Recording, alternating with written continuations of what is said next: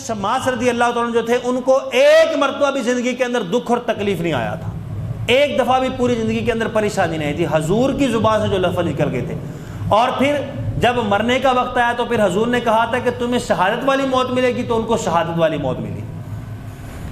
مسیلمہ کذاب کے خلاف جو جنگ ہوئی صدیق اکبر رضی اللہ تعالیٰ کی قیادت کے اندر، تو یہ حضرت شماس بن قیس رضی اللہ تعالیٰ یہ بھی وہاں پہنچ گئے۔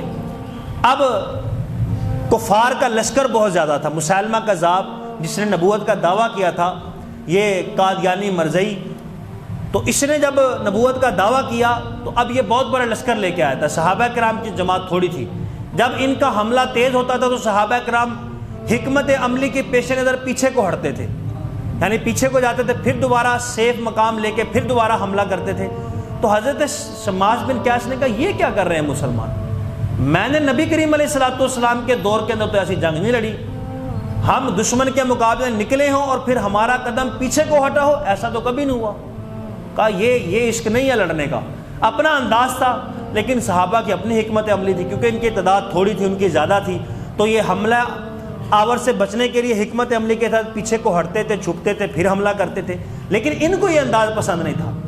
ایک انہوں نے گڑھا دیکھا، گڑھے کے اندر اتر گئے، اور وہ ریتلا علاقہ تھا، ساری ریت اپنے ارد گرد جمع کر لی، یہاں تک اپنے آپ کو دفن کر لیا زمین کے اندر، اور تلوار پکڑ لی۔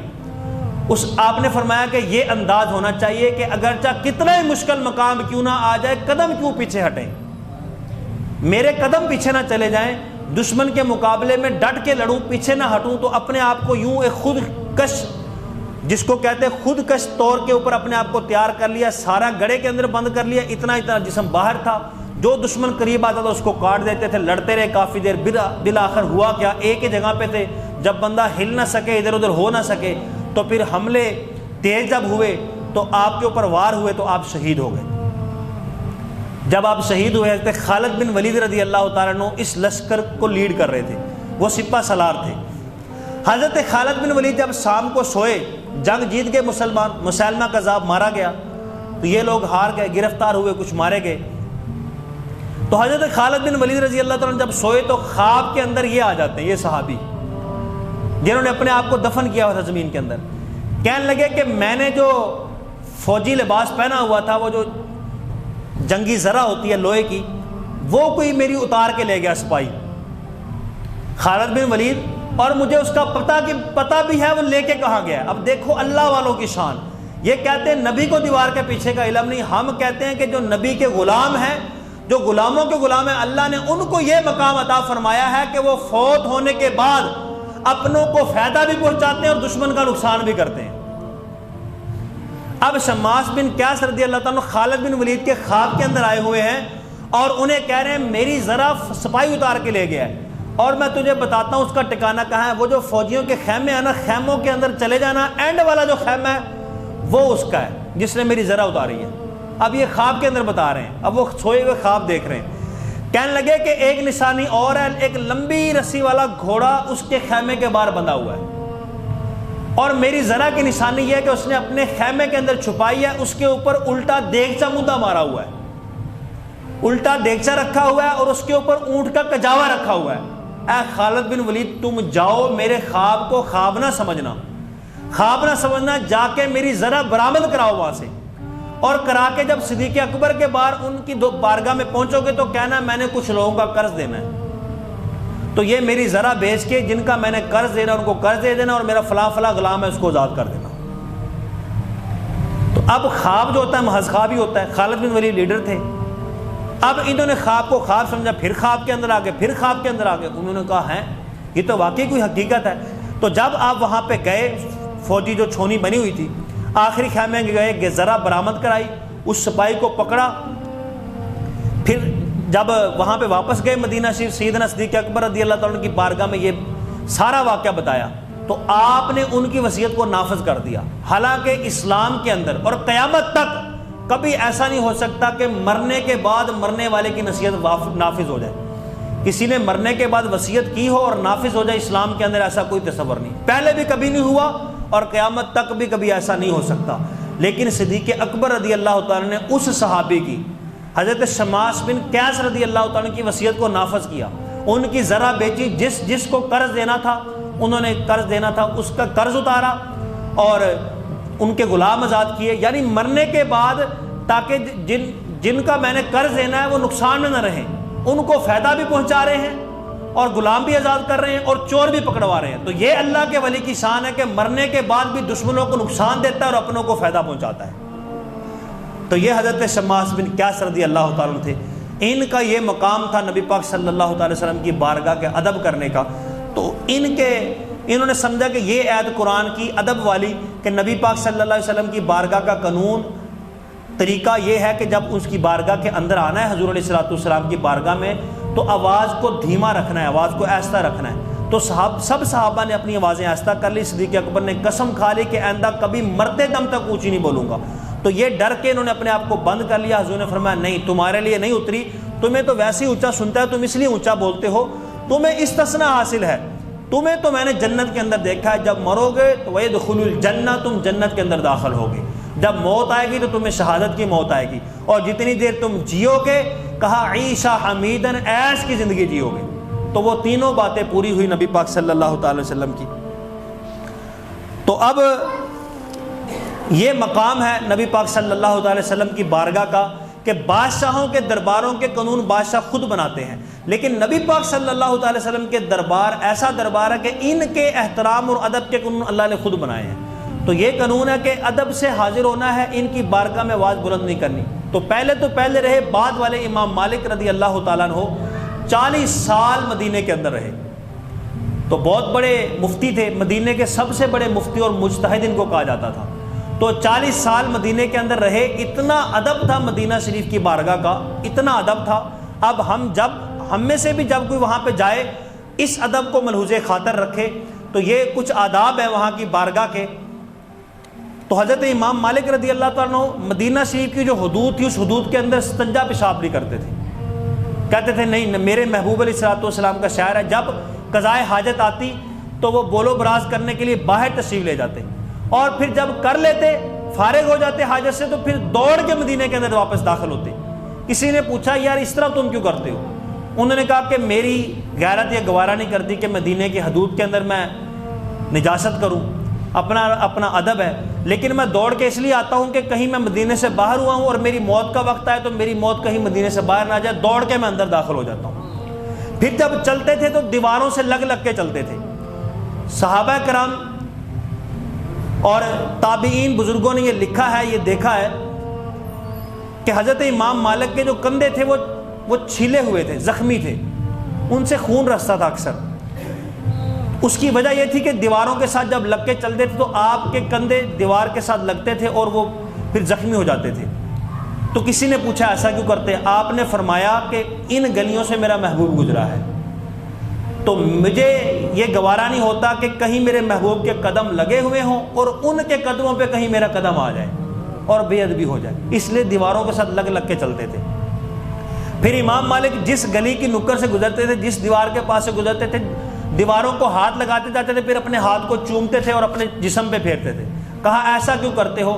کہا اس گلی سے میرے محبوب گزرے ہوں گے، کہیں کسی جگہ پہ دیوار کے کسی کونے پہ تو میرے محبوب کا ہاتھ لگا ہوگا، اس ہاتھ پہ ہاتھ رکھ کے چومتا ہوں کہ یہاں شاید میرے محبوب کا ہاتھ لگا ہوگا۔ تو اتنا ادب تھا۔ پھر جب حدیث پڑھاتے تھے، 40 سال حدیث پڑھائی، جب یہ ہم صفحہ پیج بدلتے ہیں، چینج کرتے ہیں صفحہ، تو تھوڑی سی آواز آتی ہے صفحہ بدلنے کی، تو کبھی زندگی کے اندر صفحہ بدلنے کی آواز بھی نہ آنے دی۔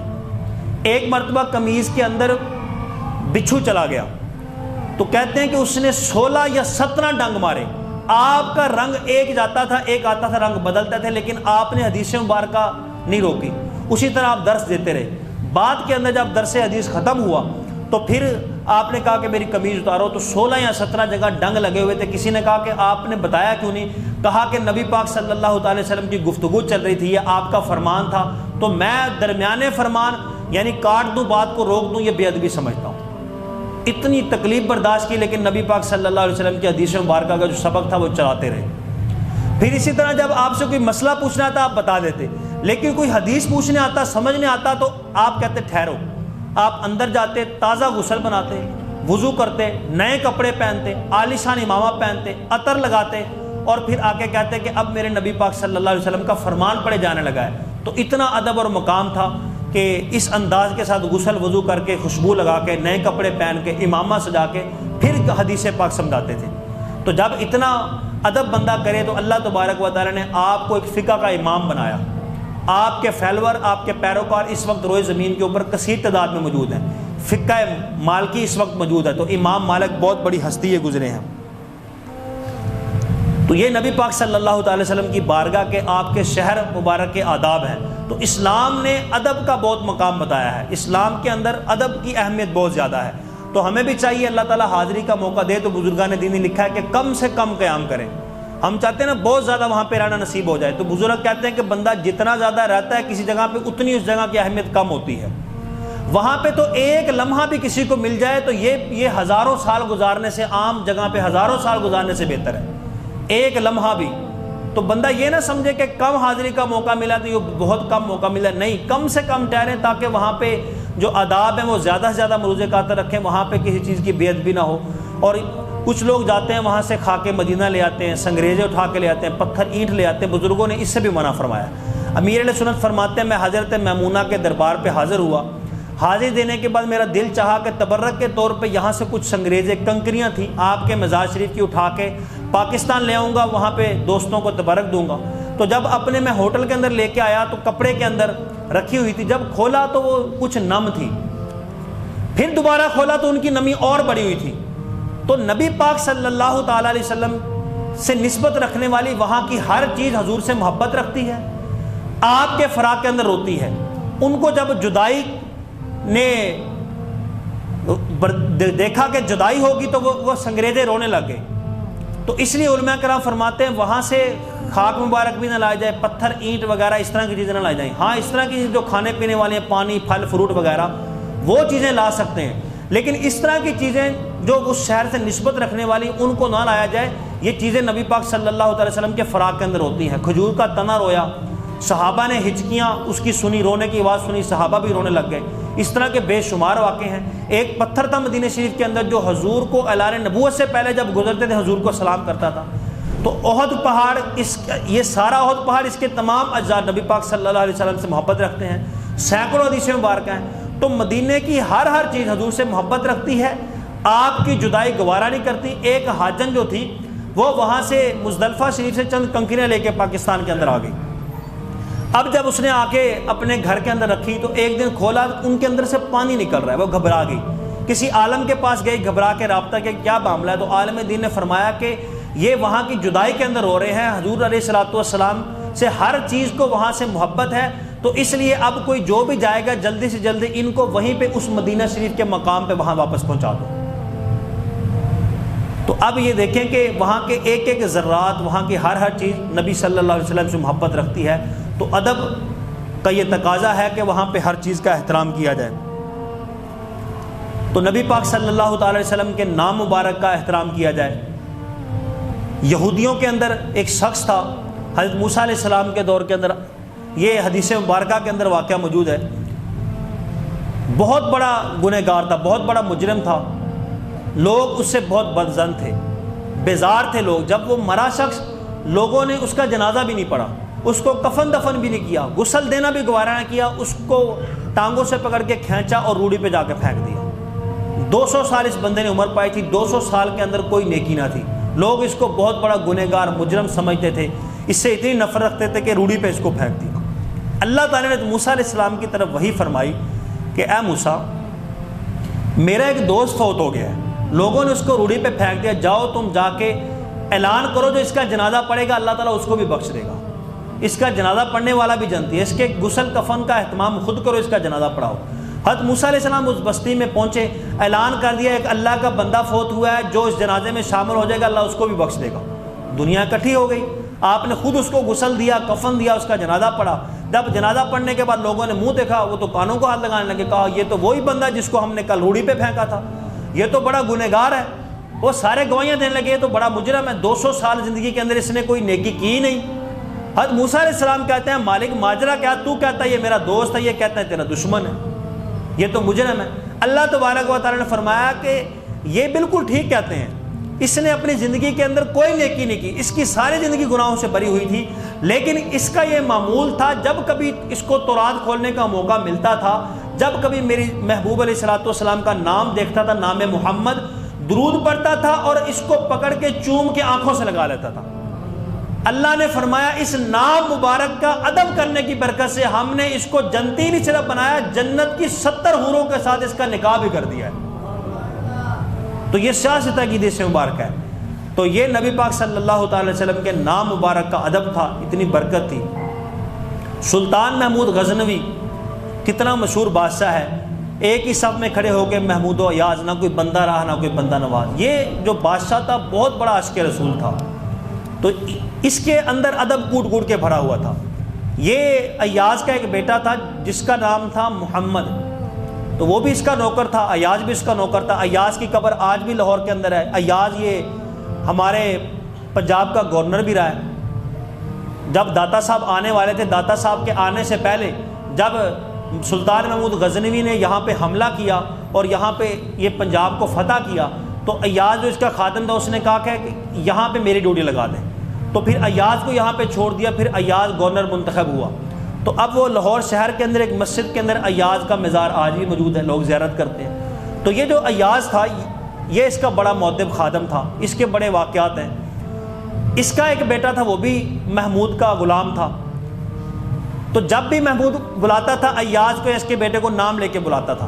ایک دن سلطان محمود کو کام پڑا، اس نے اس کے بیٹے کو بلایا، کہا او ایاز کے بیٹے ادھر آ۔ ایاز سمجھ گیا کہ کوئی نہ کوئی میرے بیٹے سے بے ادبی، کوئی گستاخی ہوئی ہے کہ بادشاہ سلامت ناراض ہے، میرے بیٹے کو آج نام لے کے نہیں بلایا۔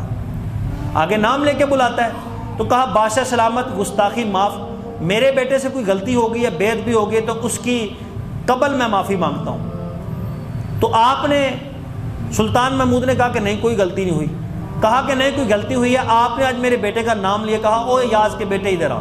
کہا اصل بات یہ ہے کہ تیرے بیٹے کا نام محمد ہے، جب بھی میں نے اسے پکارنا ہوتا ہے تو میں حالت وضو کے اندر ہوتا ہوں، آج مجھے ضرورت پڑی تھی، میں نے بلانا تھا، میرا وضو نہیں تھا، اس لیے میں نے یہ گوارا نہیں کیا کہ اگرچہ یہ حضور کا نام نہیں ہے لیکن وہ نسبت کے اندر رکھا ہوا ہے، نام اس کا محمد ہے، لیکن اس نام کی برکت سے، اس نام کی محبت کے اندر کہیں بے ادبی نہ ہو، بغیر وضو کے میں نے نام لینا گوارا نہیں کیا، اس لیے کہا ایاز کے بیٹے ادھر آؤ۔ تو یہ سلطان محمود غزنوی کی بخشش کا سبب یہ تھا کہ یہ ادب بہت زیادہ کرتا تھا۔ جس شاہی محل کے اندر جو اس کا مخصوص کمرہ تھا آرام کرنے کا، تو جب یہ وہاں پہ سونے کے لیے اندر گیا سلطان محمود غزنوی، آگے قرآن پاک پڑھا ہوا تھا۔ اب اس نے کہا کہ ادھر ہی قرآن پاک پڑھا ہے اور ادھر ہی میں ٹانگیں لمبی کر کے سو جاؤں، یہ ادب کے خلاف ہے۔ اس نے قرآن پاک کو اٹھایا، 7 والے کمرے کے اندر محفوظ مقام پہ اونچی جگہ پہ رکھ دیا، پھر آ کے اپنے کمرے کے اندر لیٹا، تو اب بھی دل بے چین تھا۔ اس نے کہا محمود یہ تم نے کیا کیا، یہ اللہ کا کلام ہے، چاہیے تو تجھے یہ تھا کہ یہ شاہی کمرہ ہے، اس کمرے سے تو خود نکلتا، تو نے خود نکلنے کے بجائے قرآن کو نکال دیا۔ پھر دوبارہ واپس گیا، قرآن کو وہیں پہ رکھا جو اپنا شاہی کمرہ تھا، جس جگہ پہ اونچی بلند مقام پڑا تھا وہیں رکھا تھا، کہا قرآن تیرا مقام یہ ہے، میں اس کمرے سے جاتا ہوں۔ اپنا کمرہ تبدیل کر دیا، دوسرے کمرے میں جا کے سو گیا۔ جب مرا تو اس کو جنت کے اندر دیکھا، اس کا سبب پوچھا تو اس نے کہا اللہ نے قرآن کا ادب کرنے کی وجہ سے مجھے بخش دیا ہے۔ تو اسلام کے اندر ادب کا بہت مقام ہے۔ تو اللہ عز و جل نے قرآن کے اندر یہی فرمایا وَمَن يُعَظِّمْ شَعَائِرَ اللَّهِ، جو اللہ کی نشانیوں کی تعظیم کرتے ہیں، ادب کرتے ہیں، فَإِنَّهَا مِن تَقْوَى الْقُلُوبِ، یہ دلوں کی پرہیزگاری سے ہے، یہ نیک ہونے کی نشانی، یہ ولی ہونے کی نشانی ہے، یہ پرہیزگار ہونے کی نشانی ہے۔ اجر عظیم، بڑا اجر ہے، لہم مغفرۃ، اللہ تعالیٰ نے ان کو بخش بھی دیا ہے۔ لوگ جو اللہ کی نشانیوں کا ادب کرتے ہیں ان کو اللہ نے بخش بھی دیا ہے، اجر عظیم بھی ہے، اور یہ پرہیزگار ہونے کی نشانی ہے۔ جب کسی بندے کو دین کے کسی کام کا ادب کرتا دیکھیں، اس کے تقوی کی گواہی دیں، اس کے نیک ہونے کی گواہی دیں، اس کے پرہیزگار ہونے کی، یہ اس کے ولی ہونے کی نشانی ہے۔ تو اللہ عز و جل نے خود کہا ہے کہ اللہ کی نشانیوں کا ادب کرو، تو قرآن پاک ہو، روضہ رسول ہو، مدینہ شریف ہو، اسی طرح جتنی بھی تعظیم والی چیزیں، صفا مروہ پہاڑی ہو، بیت اللہ شریف ہو، ان کا ادب ہر مسلمان کے اوپر لازم ہے، احترام کرنا چاہیے۔ تو جو احترام کرنے والا ہے وہ متقی، پرہیزگار، جنتی شخص ہے۔ اسی طرح کعبہ شریف کا ادب، کعبہ شریف کے آداب کے اندر سے یہ بھی ہے کہ جب ہم کعبہ شریف کے آداب کے اندر یہ آتا ہے کہ کبھی کعبہ کی طرف ٹانگیں پھیلا کے نہ سوئیں، ایک یہ ادب ہے. کبھی کعبہ شریف کی طرف منہ کر کے تھوکے نہ. اب یہ بہت بڑی بات ہے جس کو ہم معمولی سمجھ کے اگنور کر دیتے ہیں, درگزر کر دیتے ہیں, اور اکثر ہم لاپرواہی کے اندر جدھر منہ دیکھا تھوک رہے ہوتے ہیں. اب کتنی بڑی بات ہے, یہ کتنا بڑا ادب ہے. نبی پاک صلی اللہ علیہ وسلم نے منع فرمایا کہ کوئی قبلہ کی طرف منہ یا پیٹھ کر کے حالت بھرانا میں اپنا جسم نہ کرے. یعنی نہ استنجا کر سکتا ہے خانہ کعبہ کی طرف منہ کر کے, نہ پیٹھ کر سکتا ہے, نہ پیشاب کر سکتا ہے, نہ ننگے ہونے کی حالت میں ادھر اپنی پشت کر سکتا ہے, نہ چہرہ کر سکتا ہے. علماء کرام نے یہ مکروہ تحریمی لکھا ہے, حرام کے جو قریب ہوتا ہے خانہ کعبہ شریف کی طرف. بہت سے لوگ آتے ہیں ایسے ہوتے ہیں ان کے واش روم کا, ان کے لیٹرنوں کا منہ خانہ کعبہ کی طرف ہوتا ہے یا پیٹھ خانہ کعبہ کی طرف ہوتا ہے. سخت گنہگار ہو رہے ہوتے ہیں وہ شخص. یہ خانہ کعبہ کے آداب میں سے ہے, کعبۃ اللہ کی طرف حالت برنا کے اندر نہ پیٹھ کی جائے اور نہ ہی منہ کیا جائے, نہ ادھر کی طرف رخ کر کے استنجا پیشاب کیا جائے. تو نبی پاک صلی اللہ علیہ وسلم نے سختی سے منع کیا. اسی طرح تھوک پھینکنے سے بھی منع فرمایا. ہم اس کو معمولی سمجھتے ہیں لیکن یہ بہت بڑی لاپرواہی ہے اور بہت بڑی بے ادبی ہے. حضرت بایزید بسطامی رحمۃ اللہ علیہ کو پتہ چلا کہ فلاں علاقے کے اندر ایک ولی آیا ہوا ہے اور لوگوں کا وہاں پہ بڑا ہجوم رہتا ہے. آپ نے ایک اور شخص حضرت جنید بغدادی تھے غالباً, ان کو ساتھ لیا, کہا کہ آؤ سنا کہ فلاں جگہ پہ اللہ کا ایک ولی آیا ہوا ہے. حضرت بایزید بسطامی رحمۃ اللہ خود بہت بڑے عاشق رسول تھے, بہت بڑے ولی کامل تھے.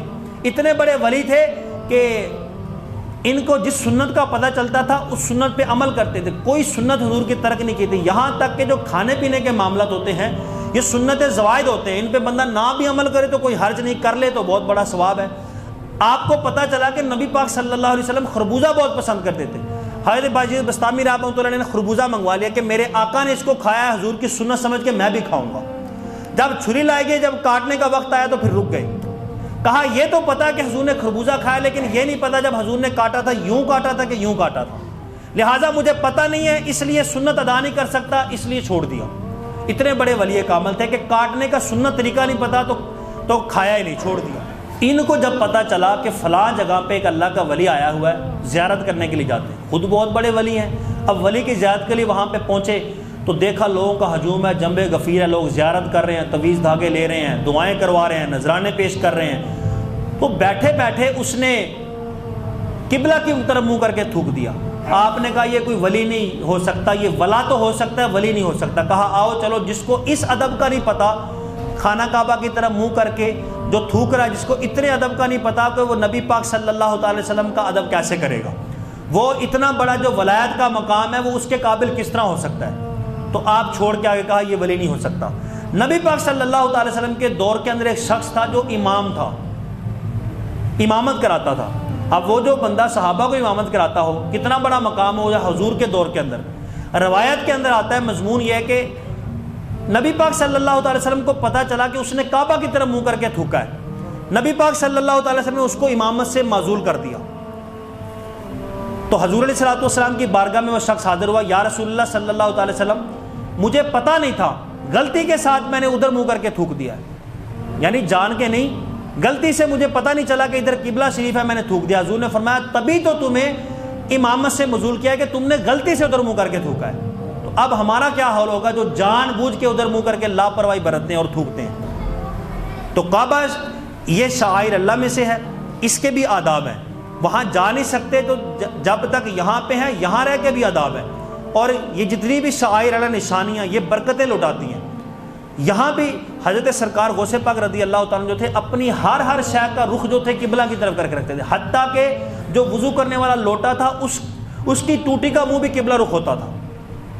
مولانا سردار احمد رحمۃ اللہ علیہ, بڑے بڑے بزرگ اپنی جوتیوں کا رخ, نبی پاک صلی اللہ علیہ وسلم نے فرمایا کہ بندے کے لیے بھلائی کی بات یہ ہے کہ وہ اپنی ہر چیز کا رخ قبلہ شریف کی طرف کرے. امیر اہل سنت ہے اپنی اینک, اپنی چابی, اپنی قلم, اپنی ڈائری, اپنی جوتے, اپنے موبائل, اپنے بستر, ہر چیز کا رخ قبلہ کی طرف کر کے رکھتے ہیں, اور اس کی برکتیں بندے کو ملتی ہیں. بندہ جب بیٹھے قبلہ کی طرف منہ کر کے بیٹھے. وائز کرنے والے کے لیے سنت یہ ہے کہ لوگوں کی طرف منہ کرے, اور سننے والوں کی سنت یہ ہے کہ وہ قبلہ کی طرف منہ کریں. ایک دو بھائی تھے جو علم سیکھنے کے لیے بغداد گئے, تو جب علم سیکھ کے واپس آئے تو ایک بہت بڑا فقیہ بن گیا, پورے عالم کے اندر اس کا چرچا, اور دوسرا بالکل کورے کا کورا, خالی برتن. اب وہاں کے علماء کرام نے غور کیا کہ وجہ کیا ہے. مدرسہ ایک تھا, کلاس ایک تھی, استاد ایک تھا, ٹائم ایک جیسا تھا, رہن سہن ایک جیسا تھا, اور دونوں بھائی بھی ایک جیسے, ان کی خوراک بھی ایک جیسی تھی, لیکن اتنا واضح فرق کیوں آ گیا؟ ایک علم کا پہاڑ بن گیا، اتنا بڑا فقیہ بن گیا، اور دوسرا بالکل کورے کا کورا۔ تو انہوں نے ان کی عادات پہ غور کیا کہ یہ اس دوران پڑھائی کے دوران کرتے کیا تھے۔ تو تحقیق کر کے پتہ چلا کہ ایک یہ جو فقیہ بنا اس کی ہمیشہ یہ عادت تھی، جب بھی سبق پڑھتا تھا یہ اپنا رخ قبلہ کی طرف کر کے رکھتا تھا، اور جب دوسرا پڑھتا تھا تو وہ قبلہ کی طرف پیٹ کرتا تھا۔ تو علماء کرام نے فیصلہ دیا کہ بس یہی وجہ ہے اس کے فقیہ، عالم اور متقی ہونے کے، اللہ نے اس کو اتنے بڑے علم کی دولت عطا فرمائی ہے، اس کی وجہ یہ ہے کہ یہ قبلہ شریف کی طرف منہ کر کے بیٹھتا۔ تو اب یہ دیکھیں قبلہ شریف کے آداب ہیں۔ اللہ تبارک و تعالی ہمیں دین اسلام کی جتنی چیزیں ہیں نسبت رکھنے والی، چاہے وہ اولیاء اللہ ہوں، چاہے وہ ان کے مزارات ہوں، چاہے قرآن پاک ہو، کعبۃ اللہ ہو، مسجدیں ہوں، نبی پاک صلی اللہ تعالی وسلم کا روضہ شریف ہو، مدینہ شریف ہو، یہ ساری چیزیں شعائر اللہ ہیں۔ اللہ ان کا ادب و احترام دل سے کرنے کی توفیق عطا فرمائے، جو سنا اللہ تعالیٰ قبول فرمائے۔ وآخر دعوانا